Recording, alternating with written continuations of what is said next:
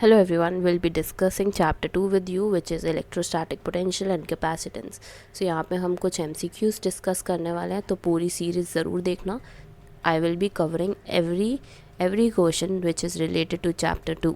So ध्यान से ये पूरी सीरीज़ देखना और कंप्लीट देखना. सारे क्वेश्चंस एक अलग अलग वीडियोस में प्रेजेंट होंगे. So first question says that a capacitor of 4 microfarad is connected as shown in the circuit figure. The internal resistance of the battery is 0.5 ohm. The amount of charge on the capacitor plates will be. So इन्होंने बोला है कि आपका जो resistance है small r वो कितना है 0.5 ohm. Now they are saying we have to find the amount of charge. Q निकालना है हमें. We have to find Q और Q का फॉर्मूला क्या होता है? It is C.V. C क्या है हमारा कैपेसिटर, V क्या है हमारा पोटेंशियल अक्रॉस इट. तो हमें पोटेंशियल निकालना होगा, हमें C निकालना होगा अक्रॉस कैपेसिटर प्लेट. इस प्लेट के अक्रॉस आपको निकालना क्या है? C और V की value, so that you can easily find the amount of charge. अब देखो ध्यान से, सबसे पहले हम निकालेंगे कि 2 ओम रेजिस्टर के अक्रॉस हमारी करंट कितना है. इसके अक्रॉस, इस वाली लाइन के अक्रॉस हमारा कितना करंट है.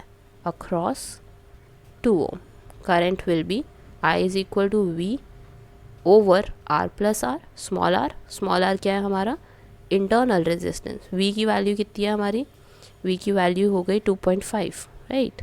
और आपका R कितना है 2 और आपका इंटरनल रेजिस्टेंस कितना है 0.5. सो कितना हो जाएगा ये 2.5 ओवर 2.5. तो कितना करंट फ्लो कर रहा है? It is about 1 ampere. अब पोटेंशियल डिफरेंस निकाल लेते हैं across 2 ohm resistance. So PD will be RI. R कितना है 2, I कितना है 1. So total is 2 volt. हमारे पास करंट भी आ गया अक्रॉस 2 ओम और हमारे पास वोल्टेज भी आ गए.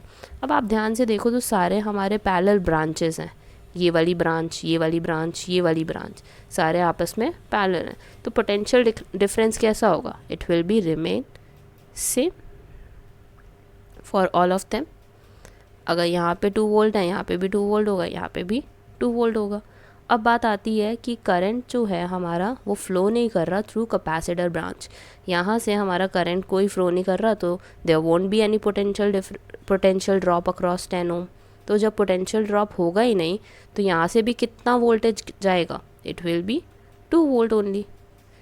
सो potential difference across 4 microfarad capacitor will be 2 volt as well.